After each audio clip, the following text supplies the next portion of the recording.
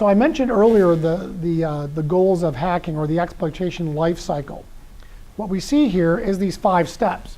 You start by doing some reconnaissance, trying to understand enough detail about the target or the target organization to see what's possible. What can I find? What can I learn? Then you might do some scanning. And this scanning typically means, in this case, looking for computer systems that are within the address range of that organization. You might do some who-is lookups to get an address range, do some scanning, find some targets. And when I do some of these labs, you'll see some of the tools that can help you narrow that information down to find something that's truly useful. Try to get into a system to get data. Once you gain access to a system, typically the next goal is to try to elevate your privileges so you can maintain that access. You install backdoors, you install any kind of method or technology, like a rootkit, for instance, that allows you to return to that system at a later time in order to do more work. Generally, if someone hacks into a system, they don't do all their work in one sitting and then never go back again. They do a little bit. They don't want to be detected, remember, so they don't want to do too much at one time. If they can maintain access, they can come back later when it suits them and gather a little bit more data. And then the last step is clearing your tracks. This is the idea that the pen tester, the hacker, whoever it is, in order to remain undetected, they will try to put things back the way they were, if that's relevant. They'll try to erase log files or try to disable auditing or do some other things in order to erase the fact that they were on that computer doing some activity which they shouldn't have been doing. All right, so starting off with reconnaissance, and in the case of most social engineering efforts, you're going to gather information digitally. And I'll show a bunch of these tools as we go through those labs later. But you're trying to do lookups of a domain name, trying to get address ranges, trying to do things like a trace route to see what kind of systems are on a particular network. What can I see between my system and that target system? What are those hops, right? That's what a trace route can help you with. It lets you enumerate that network. And of course, you could do some of this reconnaissance through social engineering techniques. You're not necessarily using technology tools.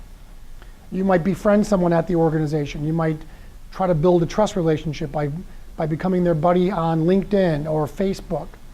Or maybe you just see someone that's wearing a certain badge that indicates where they work, and now they are your target because that's the organization you want to get into. You wait for people to come out of the building. These are all time-honored techniques. This is basically classic spycraft, if you think about it.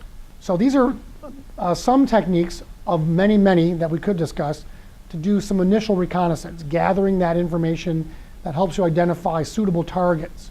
Then if you're doing some scanning, we normally think about port scanning, trying to identify the operating system of a computer, trying to see what services are running, doing banner grabs.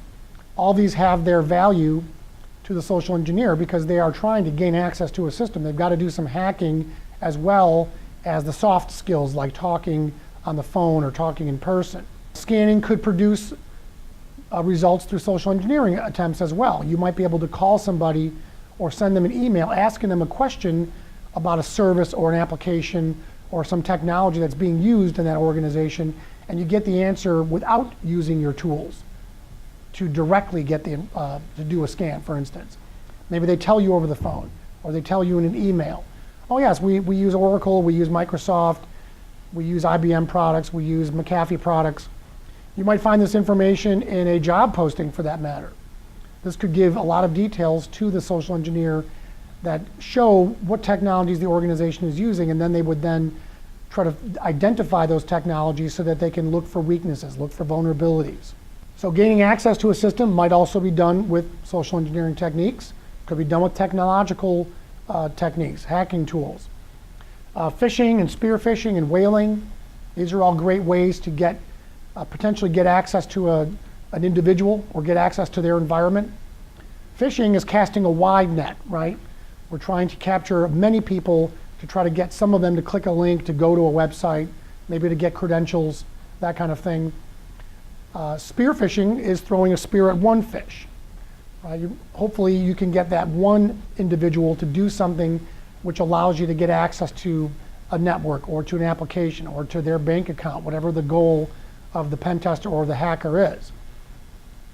And then whaling is a variation on spearfishing where you're going after the really big fish, the president of a company, or high-level politicians, whatever your goals might be. This is the spectrum, if you will, of trying to gain access to a system as it relates to people. You might also try something like the watering hole technique. Maybe many people from a certain organization go to certain websites, and you know this because you've done your research, you've done your homework, and what you can try to do in that case is to infect that well-known website to that group with some malware, which gives you a chance to access those individuals' credentials. Maybe they all use a particular website for their banking. So you create a copy of that website to try to trick people to go to that website so you can get their credentials. It's a very common technique. You can also do something like a USB drop. This is what a lot of security researchers do. Pen testers and hackers also do this. But you create malware that goes on a thumb drive. These are very inexpensive nowadays. $2, $3 for an 8 gig drive, I think I saw the other day, very cheap. You create malware, put it on these thumb drives, put a label on there that says something like tax files or secret data, whatever, some kind of enticing label definitely helps. And then you leave these drives at places like Starbucks, or you leave them at a bar, or around, you go to a university campus and leave them in the library. Most likely, some people will pick these devices up, plug it into their computer, see what's on it, and now your malware may have a chance to get further information about those targets. The next goal is to maintain access. So typically, you need to infect a system with some kind of tool that lets you elevate your privileges. There are ways to do this that are far too numerous to go into in this course, but rootkits, Trojans that get infected through an email, any of these possibilities might be there. Or the USB trick I just talked about. Maybe that allows the engineer to gain access. Installing a rootkit or some other kind of backdoor is typically the next step because now you have the privileges to do that. Many times, maintaining access to a system requires privileged access to begin with, to make changes to the configuration so that the access can be granted to the hacker or to the social engineer. You might be able to do something like adding a firewall exception. If you can hack your way into that part of the organization, that might be a possibility. Or use social engineering techniques to trick somebody into doing these things for you. The possibilities are really only up to the imagination and the time frame that's available to the social engineer. Then we think about covering tracks. As I mentioned earlier, the social engineer needs to make sure that their evidence of their activity is not available on that system. There's lots of ways to do this. You could try to delete log files. That usually requires administrator-type privileges. Sometimes people will selectively edit log files, just removing certain entries, or maybe replacing one IP address with another to send the investigator down the wrong path. Other techniques involve disabling auditing so that there's no logs being recorded at all. Of course, tampering with log files and turning off the logging function is suspicious activity in itself, and the administrator of that system may notice at some point, and of course, that could cause them to do an investigation and find the back door and shut all that down. So there are risks in certain techniques. If you're too aggressive, then the target may notice that something is going on.